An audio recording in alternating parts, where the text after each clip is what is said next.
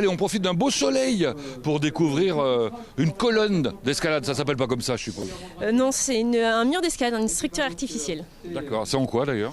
C'est de la résine avec une charpente métallique à l'intérieur. C'est sûr que c'est solide? Très solide. Je me mets un peu en arrière parce que sinon je vous fais de l'ombre et ça c'est pas beau. D'accord. Kelly, vous êtes monitrice d'escalade, c'est ça? Exactement. Et vous êtes au comité départemental? Oui, des clubs alpins du français de la Sarthe. D'accord. Des clubs alpins, il y en a plusieurs en Sarthe? Il y en a une petite dizaine, à peu près 10. Carrément? Ouais. Ah bah il y a combien de licenciés alors? Un peu moins de 2000. En Sarthe, il y a 2000 alpinistes. De la fédération, en tout cas de la fédération des clubs alpins, oui. Après, il doit y en avoir un peu plus avec les autres clubs indépendamment du CD, mais oui. Des gens qui ont quel âge? Ça va de 4 ans à le plus âgé, très tard. Je pourrais pas dire, mais oui, à très tard. Ah ouais. On peut faire de l'escalade même âgé. Même âgé, oui. Bon, ça suppose des qualités physiques. Il faut s'échauffer avant de faire ou pas? Oh, comme tout sport, oui, on s'échauffe, on s'échauffe les muscles. Enfin, voilà. D'accord. Bon, il faut évidemment avoir appris avant de se lancer dans l'escalade. Il faut acquérir les bons gestes, les bons réflexes, le bon équipement, mais ça on en parlera après. Alors oui, c'est une activité. Alors là, c'est une activité à usage corde, donc effectivement, on a quand même des techniques de sécurité à apprendre. Et en général, quel que soit le club où on est adhérent, on a une formation au préalable là-dessus. Et après, bon, la grimpe, apprendre à grimper, ça se fait au fur et à mesure. Oui, et puis il y a des gens qui ont envie, d'autres pas. Alors vous êtes sacrément équipés. Hein. Vous allez nous faire un petit défilé de mode là. Vous allez vous tourner un tout petit peu, qu'on voit ce que vous avez. Bon, expliquez-nous à votre droite. Alors là, en fait, j'ai 2 systèmes d'assurage différents. J'ai envie de dire, c'est comme les voitures. Il y a plein de modèles de voitures, il y a plein de modèles de systèmes d'assurage. Et en tous les cas, le point commun, c'est que ça permet de sécuriser le grimpeur.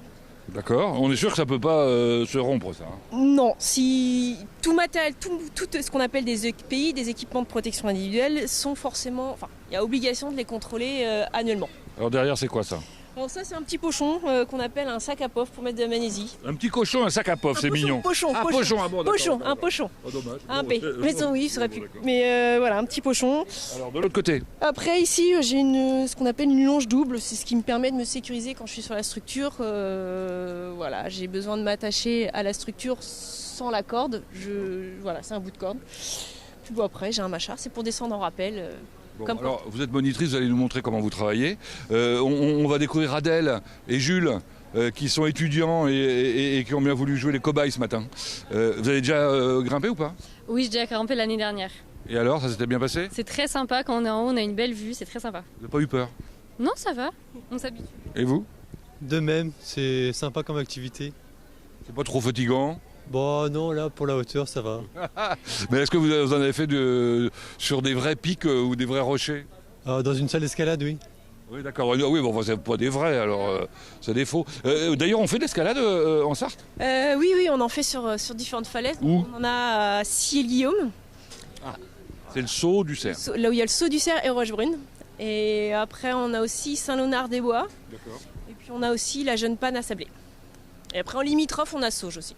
En Mayenne. Oui. Il y a les grottes là-bas aussi. Exactement. Bon, allons-y. Allez, je vous laisse juste... Alors, je crois qu'il faut que vous sécurisiez au maximum au départ. Hein, c'est ça. C'est ça. Donc là, ils sont installés. Ils ont chacun la corde qui est reliée à eux. Et puis, il y a le système d'assurage qu'on voyait tout à l'heure sur mon baudrier. Donc là, on a l'assureur qui sécurise Adèle pendant qu'elle grimpe. C'est-à-dire qu'en fait, il tire la corde qui est reliée là-haut pour... En fait, il n'est pas là pour la soutenir. Non, il tend la corde pour que si jamais elle glisse, elle ne tombe pas par terre, mais elle soit retenue. Voilà. C'est juste pour récupérer. Mais en aucun cas, lui, il la tracte. D'accord. Bon, ça a l'air d'aller. Hein, l'effort n'est pas trop violent. J'ai l'impression qu'à l'intérieur, là, on est un peu à l'envers dans la... C'est un peu déversant. De l'autre côté, ça s'appelle déversant. C'est déversant. De l'autre côté, c'est plutôt une dalle. Donc, c'est incliné dans l'autre sens. Et donc là, c'est un peu plus déversant. Et puis là, elle est sur une partie plutôt, du coup, à la verticale. Donc les gens qui viennent à la foire, jeunes, vieux, moches, beaux, garçons, filles, il n'y a pas de problème? Ouais, tout le monde peut essayer. D'accord. Par contre, il faut mieux être en pantalon quand même. Oui, pour pas râper, c'est mieux. Mais après, si on peut grimper en short, c'est pas... Bon, la vue est toujours aussi belle ou pas? Oui. On vous entend pas, mais elle nous dit très sympa la vue. Bon, allez, on vous laisse terminer tranquillement. Merci de nous avoir accueillis. Avec plaisir. Et puis, Écoutez, ça me donnerait bien envie de le faire, mais je vais pas le faire devant vous.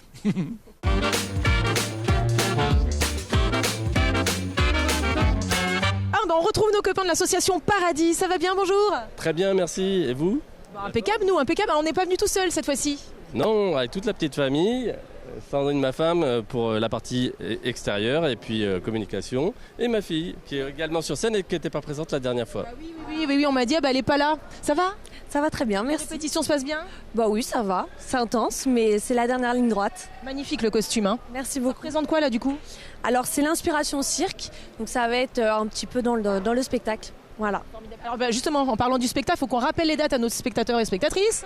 Le 27 octobre au 18 novembre. Et donc on a 9 représentations exceptionnelles. C'est ça, avec 2 dîners spectacles. À ne manquer sous aucun prétexte, donc les horaires. Alors, les horaires, c'est à partir De 20h pour venir en salle et le spectacle démarre à 21h précise. Bah, formidable, c'est génial. Bon ben je vous laisse, mais il fallait faire un petit rappel, comme une petite piqûre de rappel, on leur fera. C'est bien.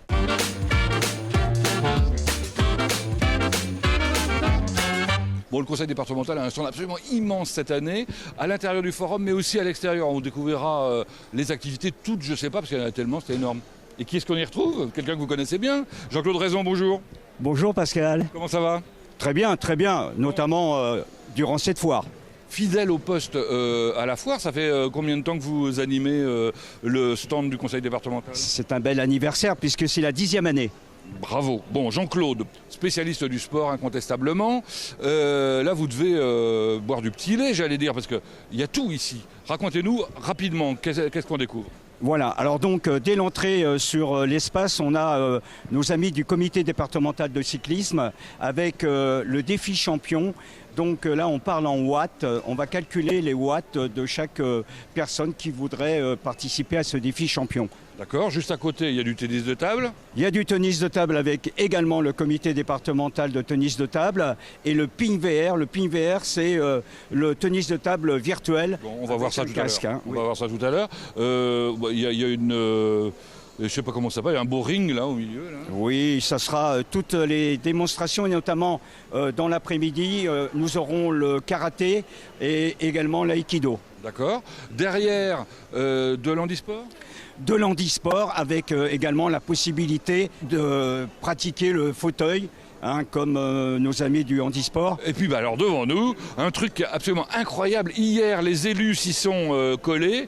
Qu'est-ce qui se passe ici, Mathis? Eh bien, c'est un test sur 10 mètres qu'on propose avec tout le matériel qui a été financé par le département. Donc voilà, des cellules de chronométrage photoélectrique qui nous permettent de nous mesurer sur la distance que l'on souhaite. Et alors là, il vient de faire 2,14. C'est bien 2,14? 2,14 c'est pas mal, le record il est à 1 seconde 83, donc j'invite tout le monde à passer venir sur le stand pour essayer de battre ce record. C'était dur ou pas de faire 2,14?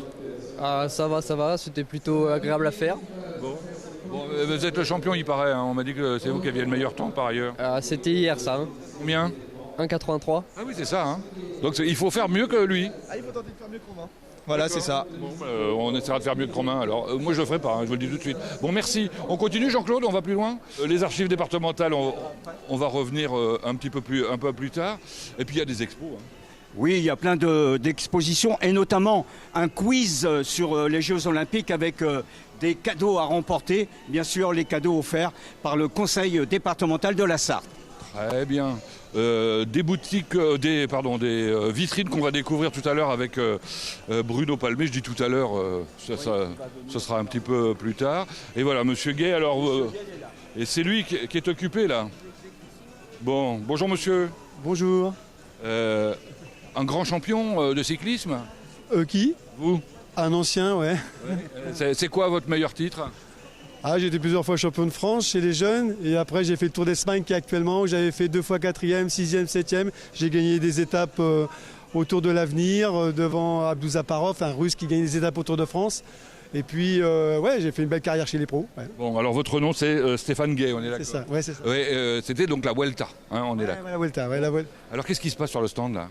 Sur le stand, on fait des tests sur 8 secondes, des sprints, où on évalue la puissance. Alors donc les jeunes font des sprints sur 8 secondes, mais on garde seulement les 3 meilleures secondes. Et ça détermine une puissance max en watts.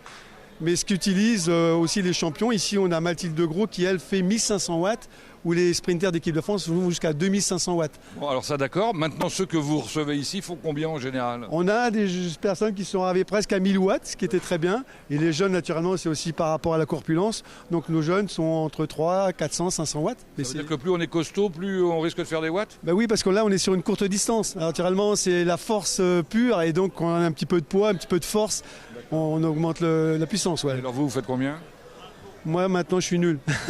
À ce point-là? Non, pas nul peut-être. Non, mais j'ai fait attention à mon cœur. Maintenant, je commence à prendre de l'âge. Non, ben là, j'ai essayé tout à l'heure. J'ai fait 600-700 watts comme ça. Mais voilà, c'est plus le but. Le but, c'est de transmettre aux autres maintenant. Merci, c'était très très clair et ça donne surtout envie. Jean-Claude, on va plus loin. Au tennis, il y a un truc un peu intéressant parce qu'on utilise la technique, là, c'est ça, hein? Oui, c'est ça, c'est le virtuel.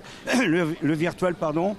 Et c'est un masque qu'on vous met sur la tête. Bon, il ne faut pas avoir le vertige parce que ça peut amener quelques vertiges. Mais en tout cas, on joue normalement, comme si c'était une partie de tennis de table. Et puis, moi, je pense que c'est très très bien pour une activité de sport santé. Merci Jean-Claude. Merci Pascal.